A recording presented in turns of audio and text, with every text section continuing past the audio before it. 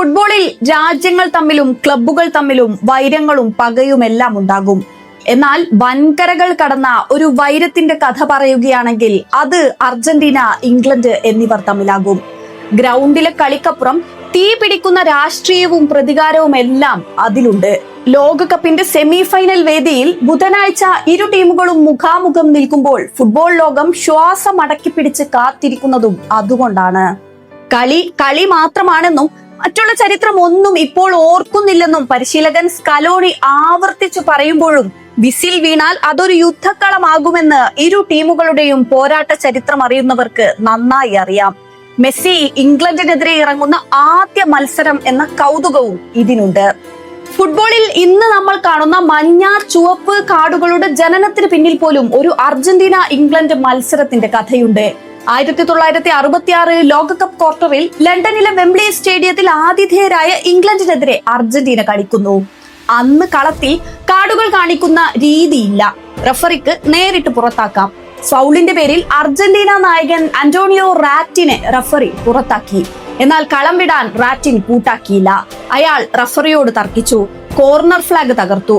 ഒടുവിൽ എലിസബത്ത് രാജ്ഞിക്ക് വേണ്ടി വിരിച്ച രാജകീയ പരവതാനിയിൽ പ്രതിഷേധിച്ച് കുത്തിയിരുന്നു. പ്രകോപിതരായ ഇംഗ്ലീഷ് കാണികൾ റാറ്റിന് നേരെ കയ്യിൽ കിട്ടിയതെല്ലാം വലിച്ചെറിഞ്ഞു. ഈ നാടകീയ രംഗങ്ങളാണ് കളിക്കാരെ നിയന്ത്രിക്കാൻ മഞ്ഞ ചുവപ്പ് കാർഡുകൾ വേണമെന്ന ചിന്തയിലേക്ക് ഫിഫയെ എത്തിച്ചത്. വർഷങ്ങൾക്ക് ശേഷം സ്വിറ്റ്സർലാൻഡിനെതിരെ കളിക്കാൻ ഇറങ്ങിയപ്പോൾ ലയണൽ മെസ്സിയുടെ കയ്യിലെ കറുത്ത ആംബാൻഡിൽ ഉണ്ടായിരുന്നത് ഈ റാറ്റിൻ എന്ന 10ാം നമ്പറിന്റെ ഓർമ്മയായിരുന്നു. കളിക്കളത്തിന് പുറത്ത് തെക്കൻ അറ്റ്ലാന്റിക്കിലെ ഫോക്ലാൻഡ് ദ്വീപിനെ ചൊല്ലി ഇരു രാജ്യങ്ങളും തമ്മിൽ കടുത്ത തർക്കമുണ്ടായിരുന്നു. ദ്വീപ് തങ്ങളുടേതാണെന്ന് അർജന്റീന വാദിച്ചപ്പോൾ ബ്രിട്ടീഷ് പടക്കപ്പലുകൾ കടൽ കടന്നെത്തി. 74 ദിവസം നീണ്ടുനിന്ന ആ രക്തരൂക്ഷിതമായ പോരാട്ടത്തിൽ അർജന്റീനക്ക് തോൽവി സമ്മതിക്കേണ്ടി വന്നു. ആ രാഷ്ട്രീയ പകയുടെ കനലുകൾ ഫുട്ബോൾ മൈതാനത്ത് നേർക്കുനേർ വന്നത് 1986 മെക്സിക്കോ സിറ്റി ലോകകപ്പ് ക്വാർട്ടറിലായിരുന്നു. അന്ന് അർജന്റീനയുടെ 10ാം നമ്പർ കുപ്പായമിട്ട് ഡീഗോ അർമാൻഡോ മറഡോണ എന്ന ഇതിഹാസം അവതരിപ്പിച്ചത് ഫുട്ബോൾ ചരിത്രത്തിലെ ഏറ്റവും വലിയ മാന്ത്രികതയായിരുന്നു. ഇംഗ്ലീഷ് ഗോൾ കീപ്പർ പീറ്റർ ഷിൽട്ടനെ വായുവിൽ മറികടന്ന് കൈകൊണ്ട് തട്ടിയിട്ട ആ ഗോളിനെ ലോകം ദൈവത്തിന്റെ കൈയെന്ന് വിളിച്ചു. ഇംഗ്ലീഷുകാർ ആ ചതിക്കെതിരെ ഒച്ചവെച്ചു തീരും മുൻപേ വെറും 4 മിനിറ്റിനുള്ളിൽ മറഡോണ അടുത്ത വിസ്മയം കാട്ടി. സ്വന്തം പകുതിയിൽ നിന്ന് പന്തുമായി കുതിച്ച മറഡോണ 5 ഇംഗ്ലീഷ് താരങ്ങളെയും ഗോൾ കീപ്പറെയും ഡ്രിബിൾ ചെയ്ത് വെട്ടിച്ച് വല കുലുക്കി. ലോകം അതിനെ നൂറ്റാണ്ടിന്റെ ഗോൾ എന്ന് വാഴ്ത്തി.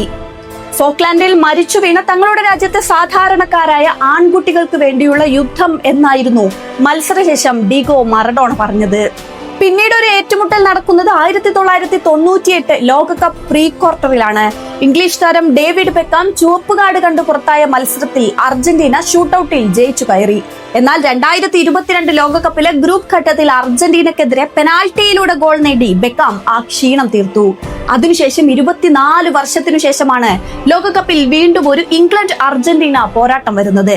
2026 ലോകകപ്പിന്റെ സെമി ഫൈനൽ വേദിയിൽ ഈ 2 വൻ ശക്തികൾ മുഖാമുഖം വീണ്ടും നിൽക്കുമ്പോൾ ഫുട്ബോൾ ചരിത്രത്തിൽ ഇനി എന്തെല്ലാം നാടകീയ മുഹൂർത്തങ്ങളാണ് പിറക്കുക എന്ന് കാത്തിരുന്ന് കാണാം.